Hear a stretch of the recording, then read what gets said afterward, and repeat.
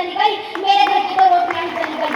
सारे हालात पैदा हो जाने के बावजूद भी एक माँ शरत पर अपने बेटे को दुश्मनों की धज्जियां उड़ाने भेज देती है और उसे पत्र लिखाकर ये भेजा करती थी कि बेटा, अम्मा ने खत लिखा है बड़ी ही इच्छाओं से, पुत्र मेरे ना घबराना, 1 इंच भी पीछे ना हटना, चाहे इंच इंच कट जाना, चाहे इंच इंच कट जाना।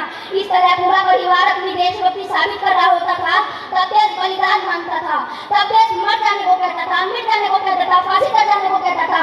किंतु अब देश मर जाने को नहीं कहता, मिट जाने को नहीं कहता, फांसी चढ़ जाने को नहीं कहता, बल्कि मेरे विचारों में है, अगर कोई व्यक्ति अपना काम पूरी ईमानदारी, पूरी मेहनत और पूरी लगन से करे ना, तो वही सबसे बड़ा देशभक्त है। मैं नहीं मानता कि फेसबुक और व्हाट्सएप की डीपी को 3 रंग में रंगना ही देशभक्ति है। और यदि आप कहेंगे कि साल में 2 बार हाथ में तिरंगा ले लेना ही देशभक्ति है, तो मैं पूछना चाहूंगा कि फुटपाथ में रहने वाला वो बच्चा ट्रैफिक की छांव में नंगे पांव में तिरंगा देख रहा होता है, तो क्या उसे आप उसकी देशभक्ति कहेंगे? नहीं, ये उसके पेट के भूख की शक्ति है जो उसे ऐसा करने पर मजबूर करती है। क्योंकि न मस्जिद को जानते हैं, न शिवालों को जानते हैं, न मस्जिद को जानते हैं, न शिवालों को जानते हैं। जो पेट के भूखे होते हैं ना, वो सिर्फ भोजन के निवालों को जानते हैं, भोजन के निवालों को जानते हैं। अपने परिवार, अपने समाज, अपने देश के लिए समर्पण का भाग है देशभक्ति। और हर देशद्रोही के जीवन में आने वाला तूफान है देशभक्ति। और ताकि हर देशद्रोही ये समझ सके कि अगर तू परिंदा है तो ये आसमान तेरा है, अगर तू दरिंदा है तो ये शमशान तेरा है, भाईचारे से रहना है तो रह इस जमीन पर, वरना ये कब्र भी तेरी है और यही कब्रिस्तान भी तेरा है। एक देशद्रोही से ज्यादा देशभक्ति तब आहत होती है जब एक बच्चा अपने बूढ़े माँ बाप को वृद्धाश्रम की चौखट पर छोड़ आता है। करा उठती है वो देशभक्ति जब हम मुसीबत में फंसे लोगों की जान बचाने से ज्यादा उनकी सेल्फी लेकर अपने लाइक्स बढ़ाने में लगे रहते हैं। आज के इस दौर में वो युवा जिनके ऊपर जिम्मेदारी थी अपने देश, अपने समाज, अपने राष्ट्र के रचाओं को पाने रखने की, वही युवा अपने 4x4 इंच के छोटे से स्क्रीन पर अपने कोमल उंगलियों के गर्जन मात्र से अपने भावनाओं की इमोजी भेज रहा है। 4 बोतल बोध का काम मेरा रोज का अपने भाग का भविष्य तबाह कर रखा है।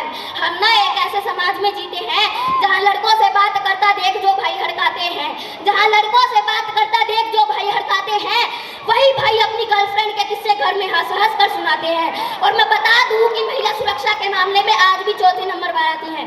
हम ना एक ऐसे समाज में जीते हैं जहाँ पत्थर की मूर्त को लगते हैं 56 भोग और भूखे नंगे तड़पते सो जाते हैं लोग, और भूखे नंगे तड़पते सो जाते हैं लोग। मजदूर को मजदूर समझिए, मजबूर नहीं। गरीब को काम दीजिए, दान नहीं। और अगर दान देने के चुप है तो जीते जी रक्तदान दीजिए, मरने के बाद अंग दान देकर किसी मध्य योगी को जीवन दान दीजिए। यही सच्ची देशभक्ति और यही सच्चा राष्ट्र प्रेम है। न सरकार मेरी है और न रब मेरा है, न सरकार मेरी है और न रब मेरा है, बस इतनी सी बात का गुरूर है मुझे कि मैं भारत का हूँ और ये भारत मेरा है, कि मैं भारत का हूँ और ये भारत मेरा है। परंतु एक वैचारिक बीमारी हमारे समाज में मुझे नजर आती है। कहा जाता है हम दुनिया के सबसे बड़े लोकतंत्र हैं, जहाँ हिंदू भी पैदा होते हैं, मुस्लिम, सिख और ईसाई भी पैदा होते हैं, लेकिन बदकिस्मती है अब यहाँ इंसान पैदा नहीं होते।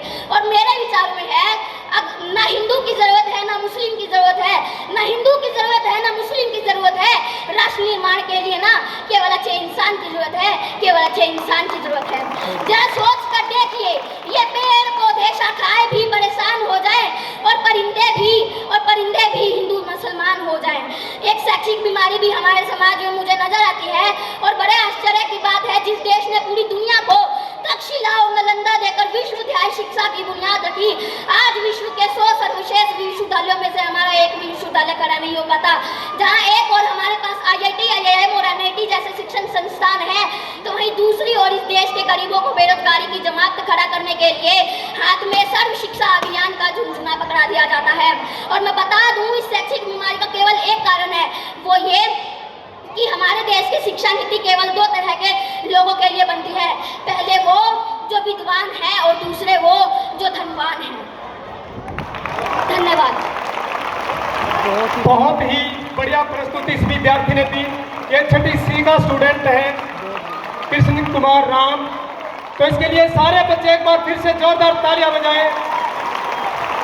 बहुत ही ओजस्वी इनका वक्तव्य रहा, बहुत बढ़िया। और सर ने इनको अपने गोद में उठा लिया है, तो जोरदार तालियां फिर से बजाएं इस बच्चे के लिए। बहुत ही अति उत्तम। ये हमारे आज की सर्वश्रेष्ठ प्रतिभा है जिसने आज अपना प्रदर्शन किया है। बहुत बढ़िया। और सर इनको इनाम दे रहे हैं तो जोरदार तालियां बजाएं सर का भी। तो अभी हमारे बीच में श्री प्रदीप रोहिला जी हमारे अलुमनाई हमारे बीच में आ चुके हैं, जिन्होंने 1988 में यहाँ से पास आउट किया था। आपका हम दिल की गहराइयों से स्वागत करते हैं। और विष्णु गुप्ता जी, श्री विष्णु गुप्ता जी, जिन्होंने 1986 में यहाँ से पास आउट किया था। आपका भी हम यहाँ पहुँचने पर हृदय की गहराइयों से स्वागत करते हैं, अभिनंदन करते हैं। बहुत बहुत धन्यवाद सर। और आप दोनों ने